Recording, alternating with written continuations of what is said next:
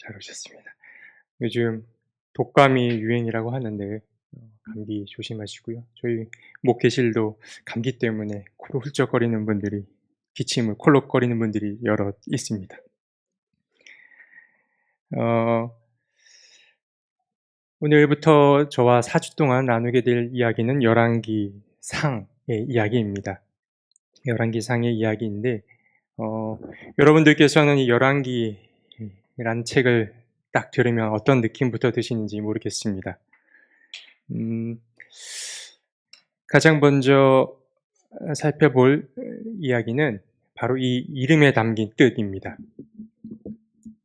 뭐 벌써 말부터 어렵죠. 사무엘기면 사무엘기, 사람의 이름이 들어갔는데 열왕기라, 뭐 열왕이라는 사람이 있는가 싶기도 한데, 이 열왕에 대한 어휘를 간단히 설명드리면, 이 열이라고 하는 것은 뭐 열다 혹은 늘어놓다, 벌려놓다라는 뜻이고요. 왕이라고 하는 것은 그야말로 왕을 나타냅니다. 그러니까 이 열왕이라고 하는 뜻은 왕의 이야기들, 왕들의 이야기들을 늘어놓다, 열어놓는다라는 의미가 이 안에 담겨 있는 것입니다. 그런데 잘 아시다시피 열왕기는 두 권의 책으로 이루어져 있죠. 열왕기 상과 열왕기 하입니다. 그렇다면 이 책은 원래부터 두 권의 책이었느냐? 그렇진 않습니다. 이 열왕기서는 내용이 많고 이야기가 길기 때문에 임의적으로 두 권으로 나눈 책이지 원래는 한 권의 책이었다라는 걸 알아두시면 좋을 것 같습니다. 이 열왕기서의 이야기를 어디서부터 시작하면 좋을까 고민을 하다가 들었던 생각은 바로 여호수아였습니다. 한참 전으로 거슬러 올라가죠.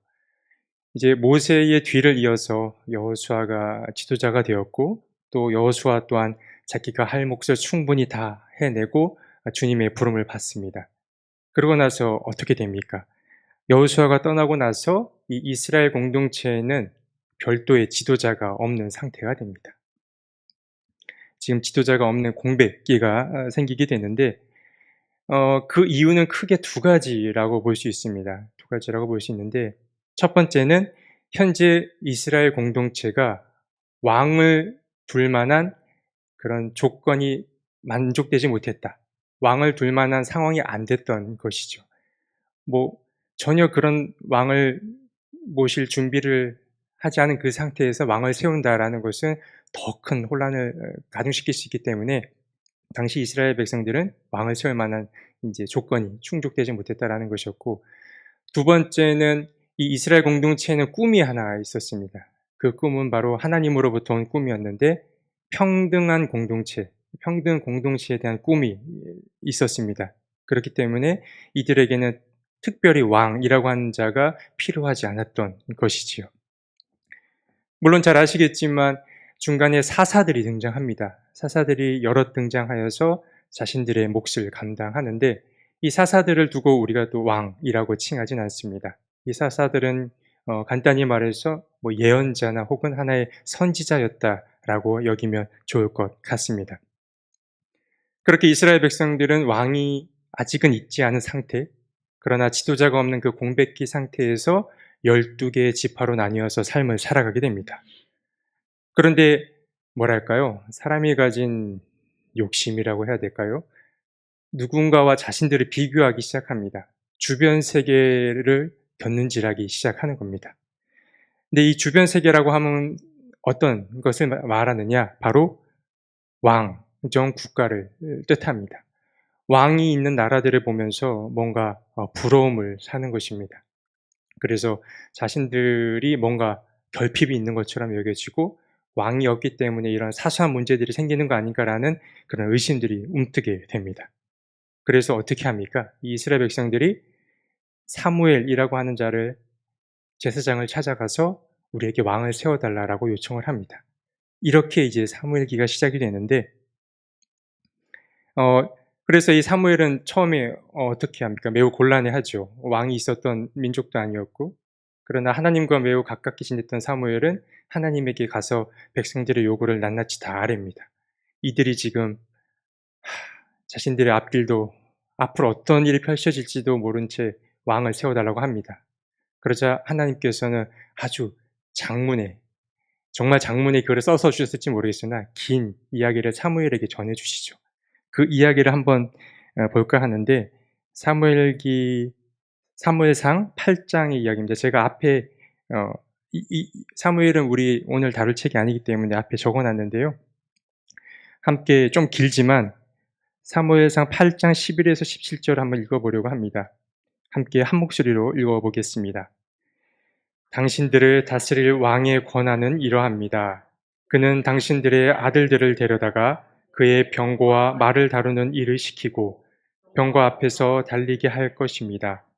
그는 당신들의 아들들을 천부장과 오십부장으로 임명하기도 하고 왕의 밭을 갈게도 하고 곡식을 거두어 드리게도 하고 무기와 병거의 장비도 만들게 할 것입니다.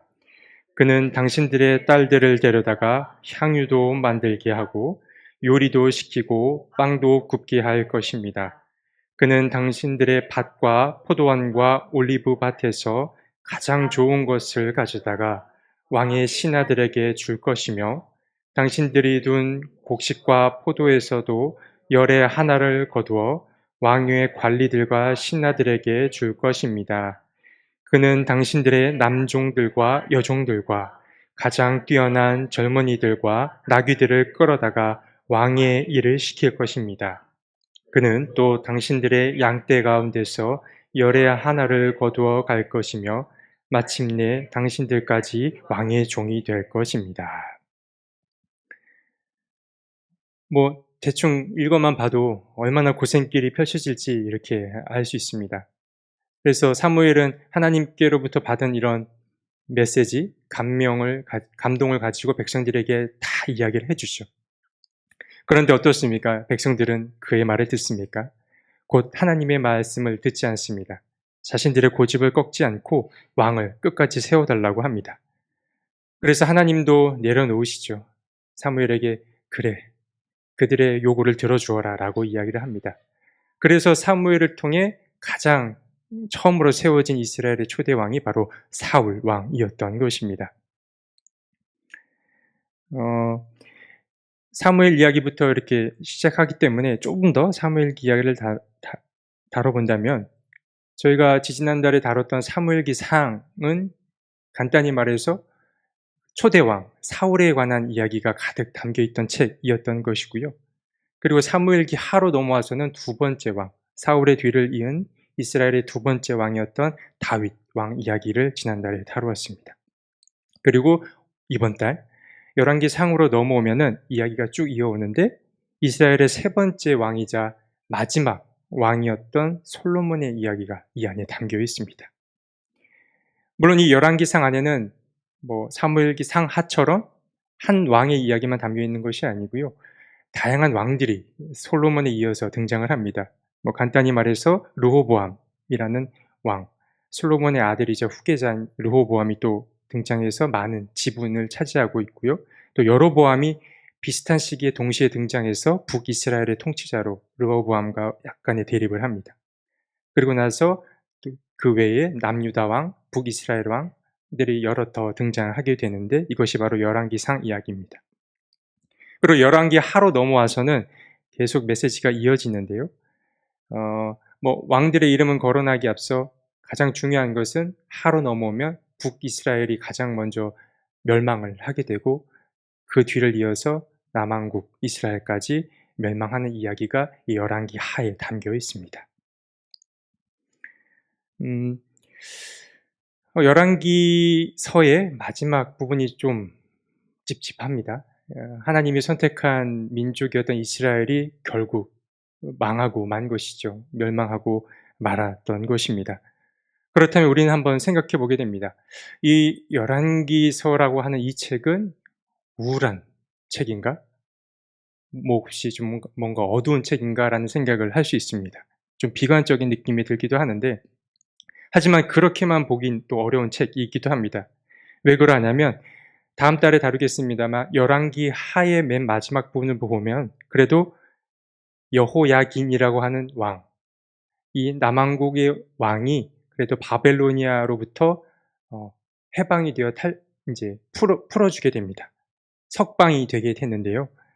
이렇게 본다면 뭔가 모든 희망의 단초가 불이 꺼진 것이 아니라 그럼에도 불구하고 뭔가 새로운 희망이 움트고 있다라는 것을 우리는 또 느낄 수 있는 것이죠. 그렇기 때문에 이 열왕기서를 굳이 너무 비관적이거나 우울한 책이라고 볼 필요는 없다라고 여겨집니다.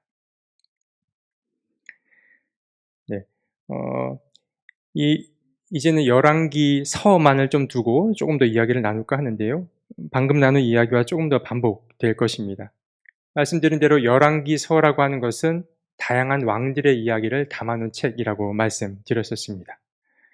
이 열왕기상은 22장까지로 이루어져 있는데 말씀드린 대로 잠깐 1장에 다윗 이야기가 조금 더 등장을 하고요. 쭉 이어서 이제 솔로몬 이야기가 등장합니다. 그리고 마지막에 이르러서는 남왕국 여호사밧 왕이 등장하고 또 북왕국 이스라엘의 아합 왕까지 이야기가 22장 안에 담겨 있습니다. 그리고 열왕기하 다음 달에 다룰 이 책 안에는 간단히 말해서 아하시아 왕으로부터 시작해서 엘리야, 엘리사 이야기가 가득 담겨 있고요. 또 말씀드린 대로 남왕국뿐만 아니라 북이스라엘의 모든 이스라엘의 멸망 이야기가 담겨 있습니다. 음, 조금 더 세분화해 놨는데요. 열왕기상 이야기를. 1에서 2장에는 이제 다윗의 후계자 그리고 후계 솔로몬의 이야기가 담겨 있고 또 솔로몬이 등장하여서 그는 어떤 왕이었는지가 3에서 11장까지 담겨 있습니다. 여러분들께서 많이 알고 있는 그의 지혜와 부와 명성 그리고 그가 했던 어떤 지혜로운 판단들 이런 것들이 담겨 있고요. 쭉 넘어가서는 이제 이스라엘이 분열에 이르게 됩니다. 제가 미리 건너뛰고 남유다, 북이스라엘 이렇게 이야기를 드렸습니다만 중간에 이스라엘이 두 개로 나누어지게 되죠. 이런 부분들을 다루면 참 흥미로우면서도 좀 씁쓸한 것이 있는데 그 현명하고 지혜로웠던 솔로몬이 했던 그 일들이 긴 역사를 또 흐르다 보면 궁극적으로 또 안타까운 결과를 가져오기도 합니다. 그래서 사람이 가진 한계가 있다라는 생각이 듭니다. 그 당대에 얼마나 현명하고 지혜로운 판단을 했을지라도 그 일이 나중에 거쳐서 전혀 다른 결과를 낼 수도 있다라는 것, 이런 것이 이 안에 담겨 있는데 그러다 보니 이스라엘이 크게 두 개로 나뉘게 됩니다. 그래서 두 명의 왕이 생기게 되고 왕들 간의 충돌이 생기게 됩니다. 그래서 남왕국 유다의 왕들 가운데 르호보암, 아비야, 아사라는 왕이 세워지고 또 그의 대척점에 있는 북이스라엘 왕들에는 나답, 엘라, 시므리라는 왕들이 간단하게 소개가 됩니다. 그리고 마지막 17에서 22장을 보면 이제 왕들의 이야기는 조금 접어 두고요. 엘리야가 등장하여서 엘리야 시대에 있었던 어떤 설화, 예언 설화들이 등장을 합니다. 이렇게 보면은 사무엘기 상하와는 좀 다르게 이 열왕기서에는 왕들의 이야기가 여럿 담겨 있고 또 왕들의 이야기만 있는 것은 또 아니다라는 걸 알 수 있으실 겁니다. 네. 서두에 다룰 이야기들이 많아서 조금 더 이 열왕기서의 이야기를 나눠 볼까 하는데요. 이 열왕기서가 가지고 있는 핵심이 있습니다. 열왕기서가 가지고 있는 핵심 메시지가 있는데 그것은 무엇이냐? 바로 두 번째 써 놓은 왕정 신학이라는 것입니다. 이 왕정 신학이라고 하는 말은 좀 거창하고 어려워 보이는데 간단히 말해서 이 말은 무엇이냐? 대체 왕이라고 하는 자들은 백성들을 위해서 무슨 일을 해야만 하는가라는 것입니다. 왕의 임무가 무엇인지 나타내는 것이 왕정 신학이라고 할 수 있습니다. 사무엘기는 느껴 들어서 아시겠지만 이 왕정 신학에 대해서 부정적인 입장입니다. 아들들은 병거를 끄는 자로 끌려갈 것이고 딸들은 또 일을 하는 일꾼들이 될 것이다라는 것들을 통해서도 알 수 있는데 사무엘기는 좀 왕정 체제에 대해서 부정적인 입장을 취하고 있다면 이 열왕기서에 넘어와서는 이 또 입장이 다릅니다. 열왕기서는 왕정 체제에 대한 긍정적이라고 말하고 있는 책이라고 할 수 있습니다. 그래서 잘 읽어보시면은 이 열왕기에는 왕의 면모를 매우 긍정적인 면모로 이렇게 쭉 다루고 있는 것을 발견할 수 있으실 겁니다. 자, 그러면 인제 왕은 무엇을 행해야 할까? 여러분, 왕의 가장 중요한 임무는 무엇이라 생각이 됩니까? 왕의 임무. 뭐 군사력 증진도 있을 수 있고 뭐 경제 부강도 있을 수 있겠지만, 무엇보다 중요한 것은 어 백성들의 삶을 복되게 하는 것입니다. 이것이 왕이 가진 가장 큰 임무라고 할 수 있습니다. 그래서 이 열왕기서가 일관되게 보여주고 있는 것이 무엇이냐면, 이 왕이라고 하는 자는 누군가를 지배하고 다스리는 권력자가 아니라, 왕은 주님께서 세워 주신 어떤 규율, 그런 규정들을 잘 지킴으로 백성들을 복되게 하는 자가 바로 이 왕이라고 하는 것입니다. 이러한 왕의 면모가 열왕기서의 밑바탕에 깔려 있다라고 할 수 있습니다. 그렇기 때문에 왕이 해야 될 일들이 분명한데요. 왕이 해야 될 일 가운데 첫 번째는 하나님께 지혜를 구하는 것입니다. 하나님의 지혜를 가지고 백성들을 통치해야 하는 것이고요. 또 그 통치를 가지고, 그 지혜를 가지고 백성들을 정의롭게 통치를 해야 됩니다. 그러니까 첫 번째로 지혜와 정의가 왕이 반드시 붙잡고 가야 될 중요한 요소라고 할 수 있고요. 또 두 번째는 백성들을 지배하고 통치하고 다스리는 데 집중하는 것이 아니라, 자기에게 위임된 그 권한을 통해서 백성들을 잘 섬겨야 된다라는 것이 왕이 해야 할 직무 가운데 하나입니다. 첫 번째는 지혜와 정의가 중요하고, 두 번째는 섬김이 중요하다고 할 수 있습니다. 그래서 이 왕은 이 세 가지를 늘 잊지 않고 실천해야 합니다. 첫 번째는 하나님의 뜻이 어디에 있는지를 늘 묻고 분별해야 됩니다.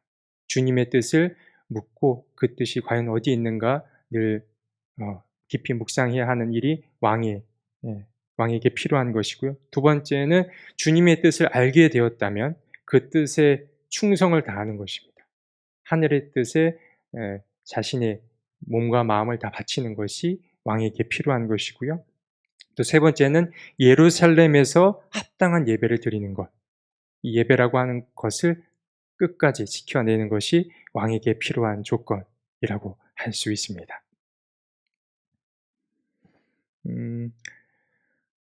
이 열왕기에 등장하는 왕들을 이제 쭉 살펴보다 보면, 여기에 등장하는 왕들이 모두 좋은 왕들인가, 선한 왕들인가, 아마 잘 아시겠지만 그렇지 않습니다. 열왕기에 등장하는 왕들 가운데에 악한 왕들, 또 실수를 자주 범하는 왕들이 여러 등장합니다. 다 좋은 왕이 아님을 우리는 알 수 있는데요. 어떤 잘못된 선택을 통해서 백성들이 위태로워지는 결과를 겪기도 합니다. 그러나 이런 왕들이 등장하였다고 해서 우리가 또 놓치지 말아야 할 것은, 이 열왕기서 안에 일관되게 흐르고 있는 정서가 있다는 것을 기억할 필요가 있습니다. 그 일관된 정서란 무엇이냐? 하나님과 다윗 사이에 맺어졌던 그 언약이 끝끝내 지켜진다라고 하는 그 약속의 성취가 이 안에 깔려 있는 겁니다. 사무엘하 7장을 보면은 다윗과 나단 사이에 이런 대화를 나눕니다. 너에게서 후손이 끊이지 않고 지속될 거라는 약속이 맺어집니다. 그리고 이 약속이 계속 열왕기서까지도 이어져 오게 되는 것인데요. 바로 이러한 낙관적인 낙관론이 열왕기서의 밑바탕에 쭉 깔려 있는 것입니다. 아무리 실수를 범하고 부축한 왕들이 선출되고 있다 하더라도 끝끝내 하나님께서는 다윗과 맺었던 그 언약을 성취하신다라는 이런 정서가, 이러한 낙관론이 열왕기서의 밑바탕에 깔려 있다라는 것을 또 기억하고 있으시면 좋을 것 같습니다. 이 열왕기서에서는 왕을 평가하는 기준들이 있습니다. 크게 두 가지로 나뉘는데요. 왕을 평가하는 평가 기준이 있습니다. 첫 번째, 그 기준은 무엇이냐? 그 왕이 방금 말씀 중에 언급됐던 인물이었죠. 다윗의 길로 걸었느냐가 매우 중요합니다. 그래서 왕들이 긍정적인 평가를 받기 위해서는 그가 다윗이 행했던 그 길로 끝까지 그와 함께 걸어갔느냐, 그처럼 걸어갔었느냐를, 그런 평가를 받는다면 그는 긍정적인 평가를 받는 왕이 되는 것이고요. 또 그가 만약에 부정적인 평가를 받는 왕이다 자라고 하면은 그가 누구의 길을 따랐느냐? 바로 여로보암 왕의 길을 따랐던 자가 부정적인 평가를 받게 됩니다. 그러니까 긍정적인 평가의 기준은 다윗이 되고요. 부정적인 평가의 기준은 여로보암 왕이 됩니다. 이 다윗과 여로보암이 늘 왕들을 평가하는 평가의 기준이 되었던 것입니다. 이것이 첫 번째 왕의 평가 기준이었고요. 두 번째 평가 기준은 무엇이냐? 그가 정말 하나님의 뜻대로 행했느냐가 중요합니다. 왕의 직무 가운데에서도 하나님의 뜻을 행하는 것, 철저히 충성하는 것에 관해서 말씀을 드렸었는데, 두 번째 기준은 왕이 하나님의 뜻대로 행했는가가 매우 중요합니다.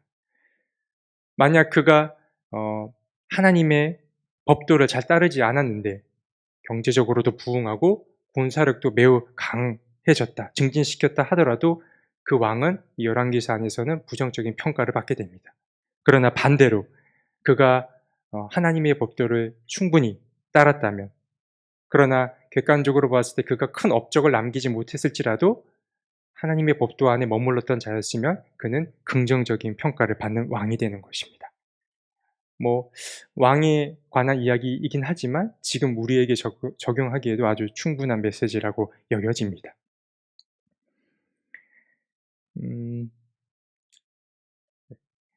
어, 여러분, 이스라엘 사람들이 가장 위대하게 생각했던 왕이 누구였을까요?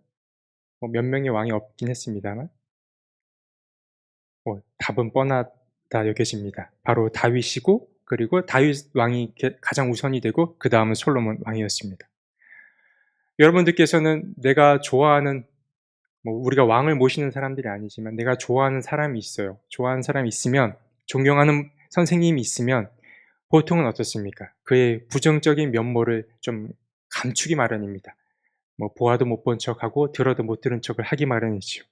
그런데 이 사무엘기나 열왕기서는 좀 흥미롭게도 자신들이 존경했던 그 왕들의 실수와 죄악들을 숨기지 않고 이렇게 적나라하게 드러냅니다. 이런 부분이 좀 흥미로운데 생각해 볼 필요가 있죠. 왜 그랬을까? 그들은 왜 존경하고 좋아했던 이들의 그런 실수와 죄악을 굳이 감추지 않고 드러냈던 것일까? 그것은 이렇게 생각해 볼 수 있습니다. 이 열왕기서가 기록된 시점과 좀 맞닿아 있다고 여겨지는데, 이 열왕기서라고 하는 이 책은 언제 기록되었냐면 열왕기 하의 마지막, 남유다, 북이스라엘, 그러니까 이스라엘이 멸망하고 나서 이 책이 이제 쓰여지게 된 것이죠. 그러면 고민을 할 겁니다. 이 책을 서술하는 열왕기서의 저자 혹은 저자들은 왜 멸망하게 됐을까? 선택받은 민족이 왜 멸망하게 됐을까를 고민했을 것인데, 그렇게 고민의 꼬리를 물다 보니 우리가 그렇게 존경하고 하나님이 선택했던 왕 다윗과 솔로몬 왕에게도 죄악이 있었고 그들 또한 한계 속에 살아갔던 인물들이었구나라는 사실을 깨닫게 된 것입니다. 그래서 이러한 이러한 열왕기서를 지배하는 역사관이 하나가 있는데, 그것을 간단히 말해서 말씀드린 세 번째, 앞에 기록되어 있는 세 번째죠. 신명기적 역사관이라고 합니다. 이 신명기적 역사관은 간단히 말해서 하나님께 철저히 순종하면 그는 번영할 것이고 하나님께 불순종하면 심판이 주어진다라는 것. 이것이 신명기적 역사관을 간단히 표현한 것인데, 이 신명기적 역사관이 이 열왕기서를 또한 지배하고 있다라고 할 수 있습니다. 잘 따라오고 계시죠? 자, 여기까지 이제 열왕기서의 개관이라고 할 수 있습니다. 개관이라는 말이 좀 딱딱해서 살짝 열어보기라는 말로 이제 써놨는데, 이제부터는 본문으로 좀 들어가서 이야기를 구체적으로 나눠볼까 합니다. 열왕기상 1장인데요. 1장의 내용을 먼저 간단히 말씀드리면 그렇습니다.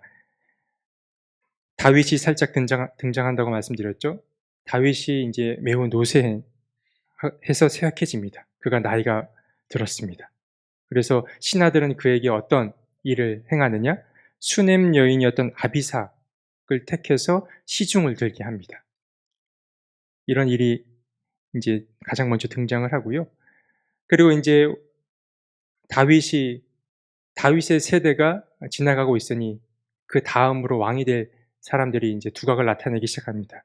그 가운데 한 사람이 아도니아라는 자인데, 이 아도니아가 왕위를 차지하기 위해서 자기 혼자 자기 사람들을 추려서 잔치를 벌입니다. 이 잔치를 벌이는 일이 생기고, 또 쭉 뒤로 넘어가면 나단 선지자와 밧세바가 등장하여서 그 두 사람의 개입으로 아도니아가 왕이 되는 것을 막고 결국 솔로몬이 왕이 되는 이야기가 이 1장 안에 담겨 있습니다. 1장에서 다루면 좋을 게 뭐가 있을까 몇 가지 좀 찾아봤습니다. 우리 먼저 한번 성경을 좀 읽어봤으면 좋겠는데요. 열왕기상 1장 1에서 4절까지의 말씀을 한 목소리로 읽어보겠습니다. 열왕기상 1장 1에서 4절입니다. 다윗 왕이 나이 많아 늙으니 이불을 덮어도 따뜻하지 않았다. 이 왕에게 말하였다. 저희가 임금님께 젊은 처녀를 한 사람 데려다가 임금님 곁에서 시중을 들게 하겠습니다. 처녀를 시중 두는 사람으로 삼아 품에 안고 주무시면 임금님의 몸이 따뜻해질 것입니다. 신하들은 이스라엘 온 나라 안에서 젊고 아름다운 처녀를 찾다가 수넴 처녀 아비삭을 발견하고 그 처녀를 왕에게로 데려왔다. 그 어린 처녀는 대단히 아름다웠다. 그 처녀가 왕의 시중을 드는 사람이 되어서 왕을 섬겼지만은 왕은 처녀와 관계를 하지는 않았다. 누군가 나이가 들었다 라고 표현할 때 이 나이 듦의 징조를 말할 때 우리는 어떤 표현들을 쓰곤 합니까? 뭐 혈압이 일정치가 않다 라거나 맥박이 뭐 시원치 않다 라거나, 혹은 제가 들었던 말 중에 재밌었던 게, 아기들이 침을 많이 흘리잖아요. 근데 참 부모된 입장에서 그 침이 좀 적당히 흘렀으면 좋겠는데 막 사람들 앞에서 흐르면 창피하기도 하는데, 그때 한 어르신이 저거는 어린아이에게서 나온 어떤 생명수 같은 거라고, 나이가 들면 입안에서도 침이 잘 생기지 않는다라는 얘기를 했었습니다. 뭐 그런 것도 있고, 또 뭘 봐도 감흥이 잘 생기지 않습니다. 뭐 이런 식으로 나이 들의 징조를 표현하곤 하는데, 근데 이제 이 열왕기상의 이 1장 1절의 표현이 매우 흥미롭고 재밌다고 여겨집니다. 다윗이 나이가 든 것을 이렇게 표현했는데 뭐라고 했죠? 이불을 덮어도 따뜻하지 않았다라고 합니다. 최근에 감기가 걸린 저로서는 이불을 덮어도 저도 그냥 따뜻해지지 않았는데, 아무튼 이제 다윗이 나이가 매우 많이 들었다라는 것을 이처럼 표현한 겁니다. 그래서 이 신하들은 왕을 위해 어떻게 합니까? 젊은 처녀가 만약 시중을 들게 된다면 왕의 몸이 다시 회복될 것이고 따뜻하게 될 것이다라는 판단을 합니다. 그래서 동네 이곳저곳을 다니면서 한 여인을 이제 택하게 됩니다. 근데 이것은 뭐라고 할까요? 한 처녀를 택해서, 젊은 처녀를 택해서 왕의 몸을 녹이려 하는 것은 뭐 단순히 왕의 몸을 따뜻하게 하고자 하는 그런 어떤 평범한 표현은 아닙니다. 뭐 눈치채신 분들도 이미 계시겠지만, 이것은 곧 왕이 가지고 있는 성적인 능력을 되살리려는 시도와 맞닿아 있다라고 할 수 있습니다. 근데 그러니까 이 신하들이 이 왕이 가진 이 성적 능력이 되살아나야만 왕의 권위가 서고, 혹은 국가를 통치할 수 있는 능력이 생긴다라고 그 당시는 믿었던 것입니다. 그래서 왕이 가진 이 능력, 성적 능력은 국가적인 관심사였던 것입니다. 그래서 한 아름다운 여인을 이제 택했죠. 택해서 그 왕에게 데려옵니다. 수넴 여인 아비삭을 왕에게로 데려오게 되죠. 근데 뭐 그런 부분이 성경에는 이제 삭제되어 있습니다만, 이 아비삭의 입장에서 보자면 좀 억울한 일일 수도 있습니다. 자신의 의지가 반영되어 있지 않죠. 그래서 어찌 보면 왕을 위한 어떤 도구화되었다라고 볼 수 있기 때문에 뭐 썩 좋은 표현으로 볼 수는 없습니다만, 그런데 또 뭐 모르죠. 이 아비삭 마음에 어떤 마음이 움찼을지.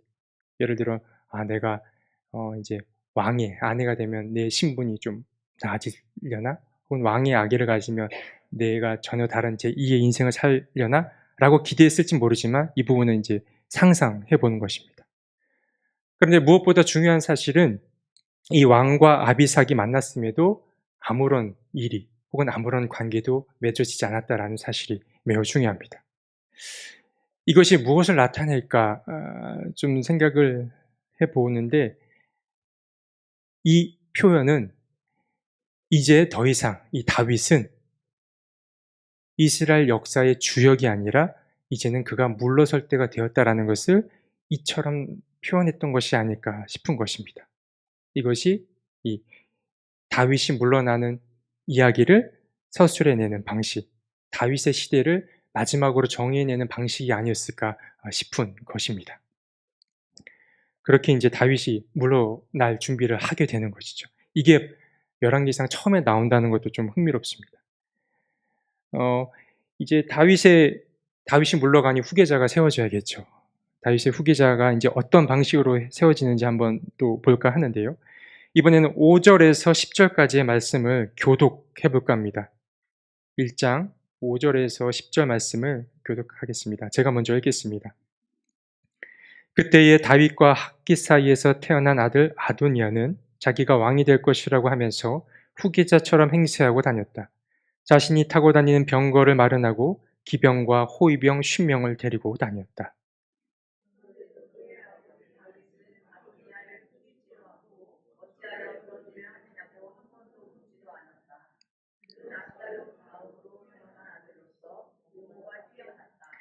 아도니아가 스루야의 아들 요압과 아비아달 제사장을 포섭하니 그들이 아도니아를 지지하였다.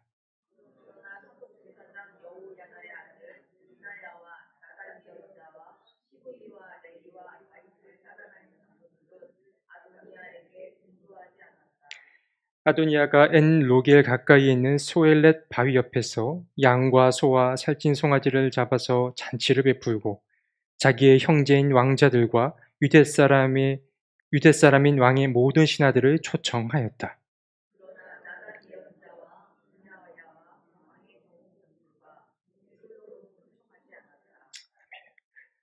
어, 아버지가 노쇠해졌죠. 아버지가 매우 노쇠해진 이런 상황 가운데에 아도니아라는 왕자가 등장합니다. 아주 기가 막힌 타이밍이라고 할 수 있는데요. 그러면 이 아도니아라고 하는 자는 누군가?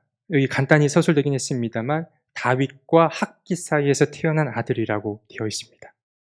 근데 이 부분은 이제 설명이 충분치 않아서 그가 어떻게 등장하게 됐는지를 먼저 살펴보려고 하는데요. 그러려면 이제 조금 보아야 합니다. 제가 앞에 인제 띄워 드릴 테니 찾아보진 않으셔도 되는데 사무엘기하 3장 2 에서 5 절을 보면은 다윗이 낳은 아들들의 이름들이 이렇게 거론됩니다. 제가 대신 읽어 드리겠습니다. 다윗이 헤브론에서 낳은 아들은 다음과 같다. 맏아들은 이스라엘 여인 아히노암에게서 태어난 암논이고 둘째 아들은 갈멜 사람 나발의 아내였던 아비가일에게서 태어난 길르압이고 셋째 아들은 그슬 왕 달메의 딸 마아가에게서 태어난 압살롬이고 넷째 아들은 학깃에게서 태어난 아도니아이고 다섯째 아들은 아비아달에게서 태어난 스바디아이고 여섯째 아들은 다윗의 아내 에글라에게서 태어난 이드르암이다. 이들이 다윗이 헤브론에서 살 때 낳은 아들이다. 사무엘기하 3장에 나온 이야기입니다. 보시는 바와 같이 다윗에게도 많은 아내들이 있었습니다. 이것이 근데 나중에 형제 간의 이제 분쟁의 불씨가 되기도 하는데요. 그러면 이렇게 많은 다윗 왕의 아들들은 어떤 운명들을 맞았는가? 먼저 첫 번째 등장했던 암놈은 압살롬에 의해서 죽음을 맞게 됩니다. 맏아들은 그렇게 죽음을 맞고요. 둘째 아들인 길르압. 길르압은 또한 태어나자마자 죽음을 맞게 됩니다. 그 둘째 아들도 죽음을 맞게 되는 것이고요. 또 셋째 아들 압살롬은 반역을 하게 됐다가 요압 장군에 의해서 죽임을 당하게 됩니다. 그리고 바로 이 넷째 아들이 아도니아인데 그는 학깃의 아들이라고 하였죠. 그래서 그는 형님들이 다 죽었기 때문에 맏아들 구실을 하고 있었던 것입니다. 그래서 이제 아도니아가 등장하게 되는 것인데요. 모르겠습니다. 뭐 왕궁에서 생활해 본 적이 없기 때문에 잘 모르겠으나 그 사실 누가 봐도 가만히 있으면 자기에게 이제 왕위가 넘어올 것 같은데 그러려면 어떻게 해야 합니까? 겸손해야 하는데 아도니아는 그렇지 못했죠. 스스로 후계자 행세를 하고 다녔습니다.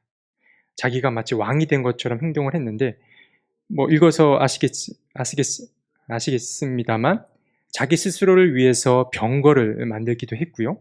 또 기병들을 대동하고 다녔고 또 호위병 50명을 막 거느리고 다녔다고 합니다. 누가 봐도 나 이제 왕이 될 사람이니까 나에게 집중해라는 것을 이제 티를 내고 다녔던 것입니다. 뭐 비슷한 속담이 생각나긴 했는데 호랑이 없는 굴에 뭐 토끼가 왕노릇한다 뭐 이런 느낌이 들기도 합니다. 아무리 봐도 이 아도니아는 겸손해야 마땅했습니다. 그런데 자기 분수도 그는 알지 못한 채 마치 세상은 나의 것이라는 태도를 지니며 그는 살아갔던 것입니다.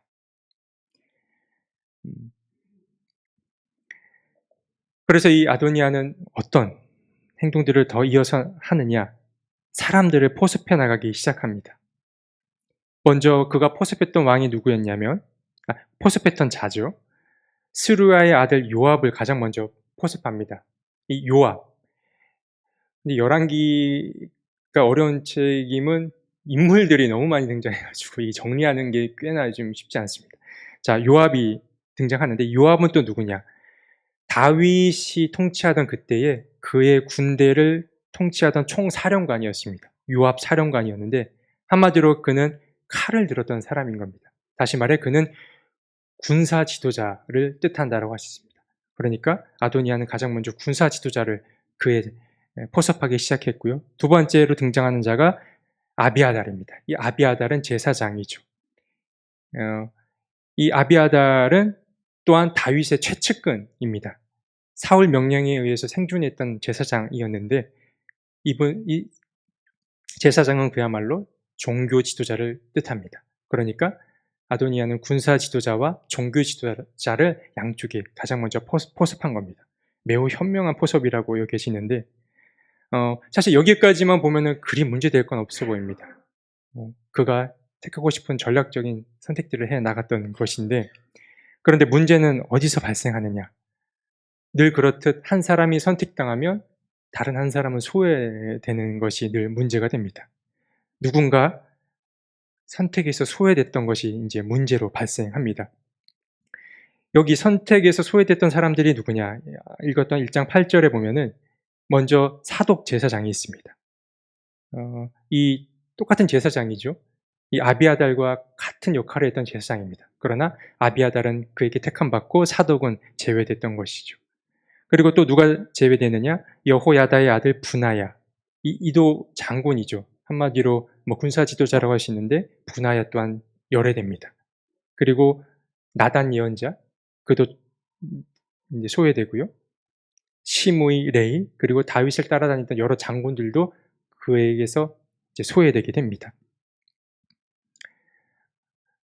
아도니아는 그 뒤에 이어서 이제 하나의 잔치를 베풀게 되는데 여기에서도 동일한 인물들이 배제되기도 하고 또 추가로 배제되는 인물들이 거론됩니다. 1장 10절인데요. 누가 먼저 이 잔치에서 배제되냐면 또 나단 예언자가 배제됩니다. 뭐 물론 쓴소리를 하고 바른 소리 하는 사람은 좀 불편하긴 하죠. 나단은 2번이나 제외를 당합니다.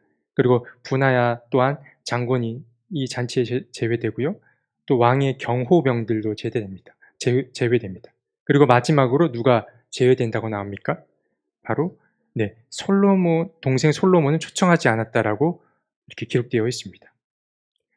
그렇죠. 누군가가 선택되고 나면은 다른 누군가는 늘 배제되기 마련입니다. 근데 딱 이야기 서술 방식에서도 보면 느끼시겠지만 마지막에 솔로몬이 등장한다라고 하는 것이 의미심장합니다. 뭐랄까요? 뭔가 앞으로 드라마틱한 이야기가 전개될 것을 보여주는 그러한 준비라는 생각을 하게 됩니다. 자, 이 이야기 이후에 이제 11절부터 이야기를 좀 더 다루고 오늘 마치면 좋을 것 같은데요. 이 잔치 사건이 있고 나서 나단 예언자가 등장합니다. 모르겠어요. 그가 2번이나 제외돼서 뿔이 나서 등장했는지 모르겠으나 나단이 등장합니다. 그래서 솔로몬의 엄마였던 찾아가서 그에게 아도니아가 행하고 있는 일들을 낱낱이 아뢰입니다. 그래서 이 밧세바는 나단의 이야기를 듣고 뭔가 나와 내 아들이 목숨이 뭔가 위태로워질 수 있겠구나라는 어떤 불안감을 갖게 됩니다. 그래서 나단은 밧세바를 부추겨서 "이거 지금 다윗 왕에게 가서 얘기해야 된다. 내가 당신을 서포트해 줄 테니까 다윗 왕에게로 가자."라고 이야기합니다. 그래서 그의 응원을 믿고 밧세바는 다윗 왕을 만나러 갑니다.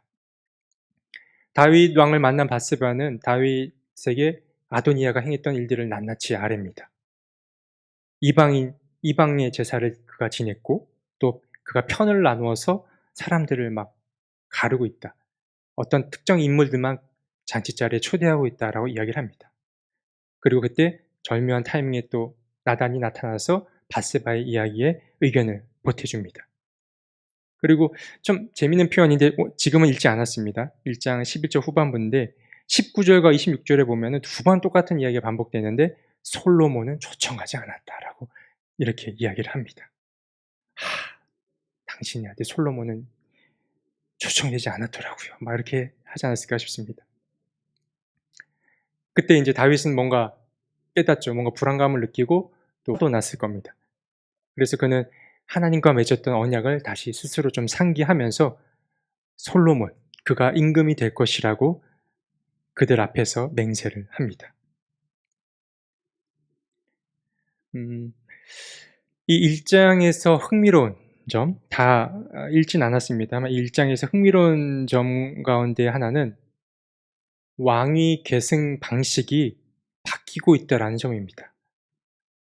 자, 무슨 말씀인가 싶으실 텐데, 기본적으로 이스라엘에서 왕이 되는 것은 누구의 지명하에 왕이 세워졌습니까? 최초에는 하나님에 의해서 왕들이 세워졌습니다. 하나님의 지명하에 세워졌는데, 사울의 경우도 그랬죠. 하나님이 직접 뽑으셔서 그에게 기름을 부어라라고 말씀하셨고, 다윗의 경우도 하나님이 직접 택하셔서 사울의 권한이 다윗에게로 넘어가게 됩니다. 이것이 이스라엘이 처음 왕을 맞았을 때에 옳은 왕위 계승 방식이었습니다. 그런데 여기서 좀 재밌는 점은 이제 다윗 이후로는 솔로몬 혹은 누군가의 아들이 왕이 되는 것이 아주 자연스러운 상황으로 펼쳐지고 있다는 것입니다. 누군가 거기에 토를 달지 않고 암묵적으로 누군가의 아들이 왕이 되고 있다는 것이 서서히 이제 형성되고 있는 것입니다. 그럼 이것이 무엇을 나타내느냐? 왕정체제. 이 왕정체제가 점점 확고해지고 있다는 것을 이런 맥락 속에서 우리는 발견할 수 있는 겁니다. 아무래도 신의 권한, 신권보다 왕의 권한, 왕권이 신권보다 점점 우위에 선다라는 것을 은연중에 보여주고 있는 것입니다. 왕권이 훨씬 압도적이었음을 우리는 이제 찾아볼 수 있는 것입니다. 그렇기 때문에 다윗 이후에 이 권력이 아들들에게로 승계되는 것이 가능하게 되는 것 아닌가 여겨집니다. 네, 여기까지 1장을 다루었고요.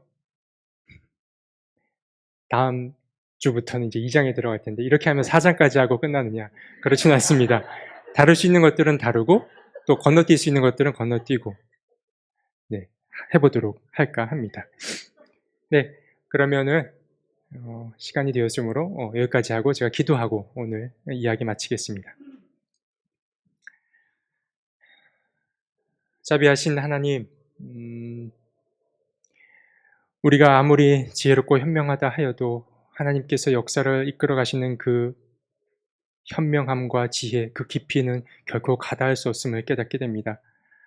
하나님 앞에 겸손할 수 있게 도와주시고 우리가 자만하지 않으면서 하나님 앞에 늘 순종하며 또 주님의 뜻이 무엇인지 늘 분별하며 살아갈 수 있는 그런 영적 지혜를 더하여 주옵소서. 예수님의 이름으로 기도드립니다.